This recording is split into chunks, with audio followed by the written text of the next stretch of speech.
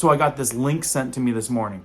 I didn't even believe it. I thought it was a joke. We've been talking about this Ohio catastrophe that is not affecting just Ohio people. It is spreading its wings all the way up to Canada, all the way down to Florida, people are saying. We're finding out that the water is questionable. Well, how would you feel if they were tanking up all of that toxic water cleanup and bringing it to your state? Well, you know, the stuff that they said, it's fine, move back home, don't worry about it.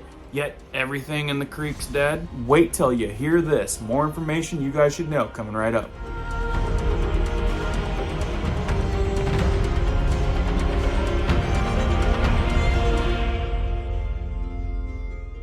Welcome to Riverside Homestead. My name's Cohen, and if you're brand new here, welcome to our awesome community. Out here in the tiny house today, where we do lots of prepping tips, emergency preparedness how-tos, and I also give you guys the news that could affect you like this. So if you find value in stuff like that, be sure to hit that notification bell so you guys can stay up to date. Let's jump into this one. Can you imagine turning on your morning news?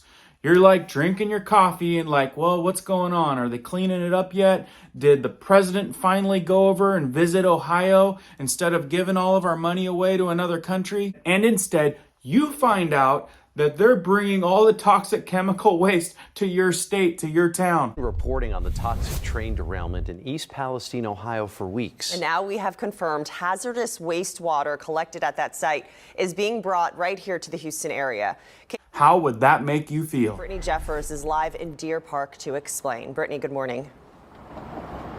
Good morning to you. Well, yesterday, Judge Lena Hidalgo vocalized several key points, but three specific concerns involving the health and safety of workers who would be transporting this, as well as what was being injected and why. And we also learned some more from Judge Lena Hidalgo yesterday, telling our KPRC2 crews that some of that firefighting water is already here and more is expected in the coming days and weeks. Now, the judge calling this a serious breakdown of communication, and she said that she and other leaders would have liked to have known beforehand that this was happening.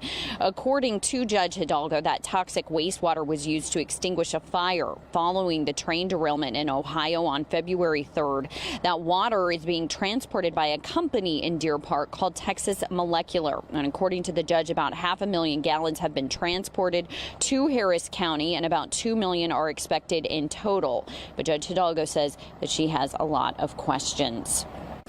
No kidding. A lot of questions? I would think so too. And no heads up on this was happening? Well, haven't we seen that before? Because no one had any heads up when they decided to light the whole thing on fire. You know, in a time and era where we're worried about all of the emissions. So how does that kind of thing play out? I bet you everything that they put into the air would be the equivalent of all of the toxins in our entire country over so many years accumulative. The whole thing, if you look at it with a brain, makes no sense. And before we move on, what is your guys' take on that? Do you think that they were trying to light it on fire to get rid of the evidence? Maybe we know what was in it. Maybe we don't know exactly what was in it. Because most of the time, we're just going off of reports. Whatever it says it is, well, that's what it was. But how can any other outside official confirm that if they didn't test it themselves?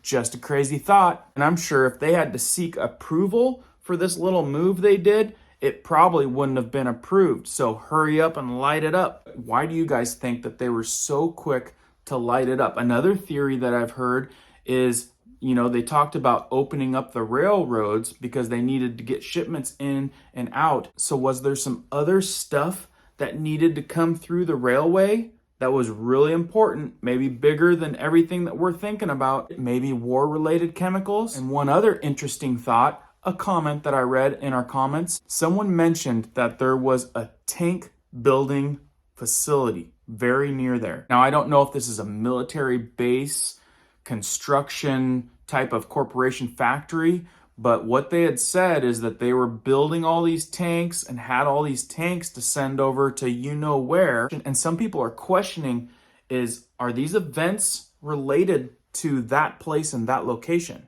Is there a hindrance being played at all of these tanks and artillery type things being sent out? Just a thought. So what are some of these concerns? They're talking about bringing down upwards of 2 million gallons probably a lot more. What are some of the concerns about this? There are three major concerns. First, the concern about what exactly is being injected into the injection wells and what kind of chemical reactions there might be. The second concern is about the human health from the transport and the health of the workers. Third, the concern about why this water is coming all the way to Texas. So I'd say that the judge has some pretty realistic questions. I'm sure there's a lot of Texans out there that are not super impressed with this.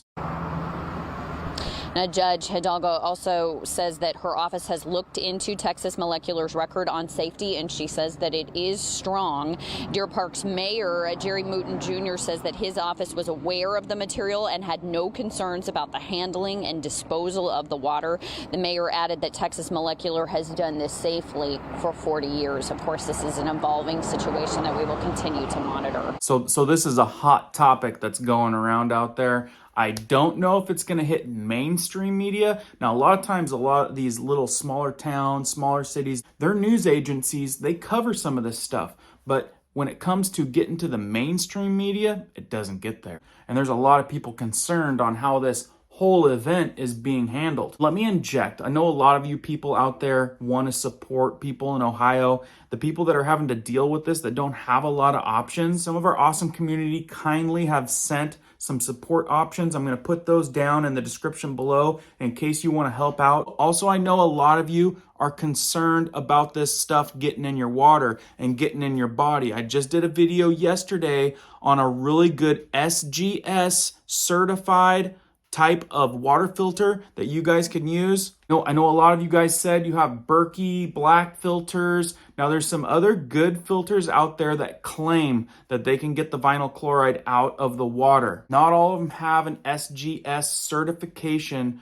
with that. So if you already have a good filter, just double check its capabilities. And most filters out there that don't have an RO filter, a remote osmosis, or UV filter, most of them aren't as efficient at getting this nasty stuff out of the water. So if you missed that video, it's a good video, even just for education, so you guys know what to look for. Also, Michigan, California, Illinois, these guys are all experiencing major power outages.